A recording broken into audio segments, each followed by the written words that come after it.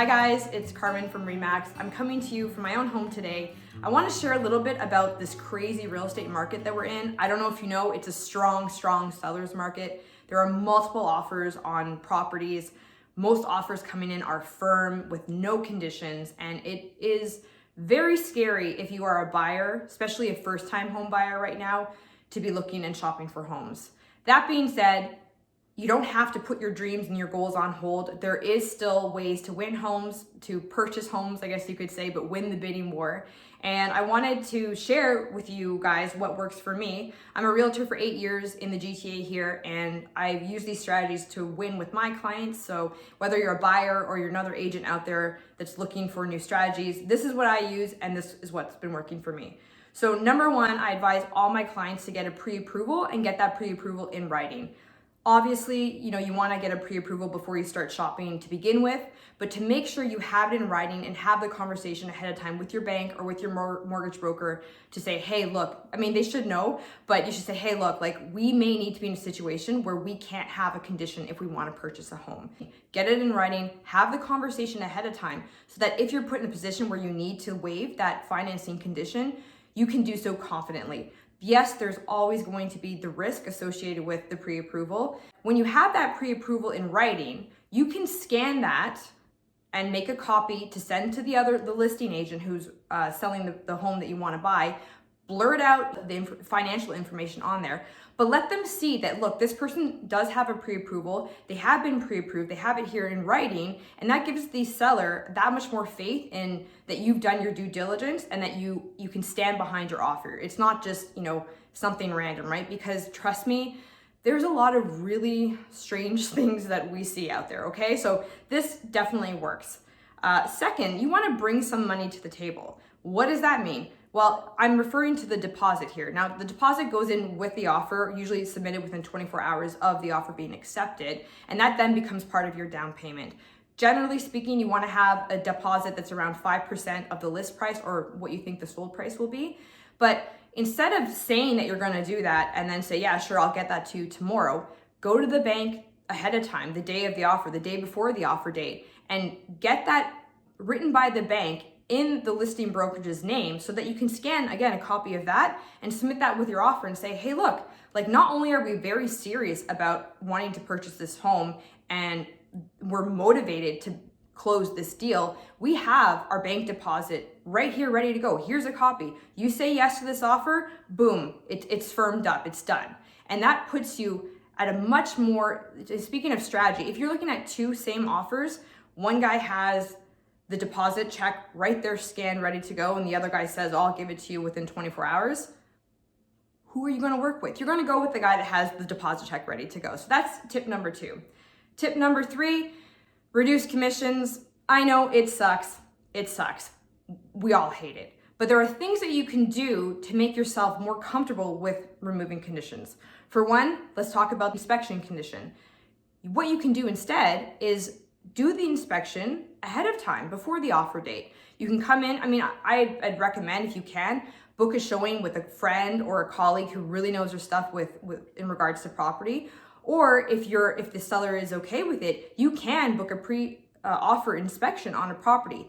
So that's one way I advise to kind of work around with waiving that condition.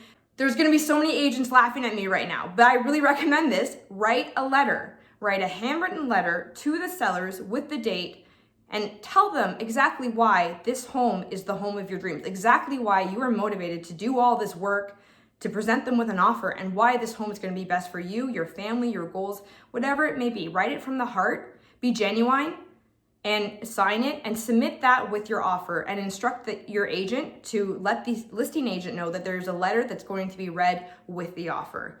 I've used this with my clients many times. A lot of people will say, nobody cares, it's just all about money. Yeah, money is really important, but that doesn't mean that nothing else matters. Moving, buying, selling, it's a very emotional process, okay? And I feel sometimes that people disregard how much influence emotions actually play into the whole closing the deal and negotiations. And so again, for example, you have two offers, they're very similar, but one, you know a lot about who's behind this offer, who the buyers are. If you only have the two options, you're going to go with the one that you already know about and the one that you like. It's just psychology. I have a BA also in psychology, so maybe this is why I do it and why I think it's important too, but it really does make a difference. Be mindful of the appraisal. So in this strong seller's market, I mean, a house goes on the market, 500,000, it will sell for 700, 800,000, like something crazy like this. It's insane right now to try to pin down where this price trend is going, but that's why you do want to be careful of the appraisal. So when you have a mortgage, the bank's saying, yeah, we're going to give you up to $500,000 on a property. Cool. So say you have $100,000 down payment of your own, you're going to be shopping around for say $600,000. If you go find a home and you buy it and you purchase it at $600,000 and you're like, I'm good, but then the bank comes back and says, actually, we think this home's only worth $400,000, so we're only going to give you a mortgage of $400,000, you're now responsible for that $100,000 difference. And this causes a lot of problems because then it's a firm deal. It's been even up to like 2 months after the offer date and everything firmed up. And the buyer's like, oh my God, I can't close. We don't have $100,000 to firm up this deal. And that becomes a whole big legal mess and you really don't want to get there. You don't want to go there. So one, as much as you really like a home, don't go crazy and throw everything at it and be like, I don't care, I'm going to live here forever, because it may not appraise and you would get burned from that down the line. Secondly, you can work with some appraisers. Right now, they're not really going into homes because of COVID, but they're looking at like photos and information. So instruct your brokers to inform the appraiser. If things come back kind of wonky and you're sure that the value is in there, fight for it. And hopefully that will be able to get things done for you. All right, and the last point I have here is number 6. You want to work with a realtor who will build a relationship with the listing agent.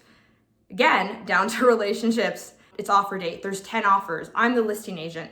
I don't know anybody. Oh, but except I know this one person, or maybe I don't know this agent, but this realtor has called me. They've introduced themselves. They've introduced their buyers. We've had rapport starting to build. They seem very professional. They seem very knowledgeable. So I have all these offers, and say it comes down to that agent and another agent. And this other agent, maybe didn't even call me. They just submitted an offer, right? Who am I going to feel more confident working with? It's going to be the one that I have the relationship with. So a good agent will utilize these strategies and build relationships and choose the offer they feel most confident with, because it's going to be a win-win situation for everybody. So those are the top 6 things that I work with when I'm dealing with buyers out in a really strong seller's market. I hope you find them useful. If you have any comments or questions, feel free to message me or drop them below. And I wish everyone successful shopping out there. And I hope that you get the home of your dreams.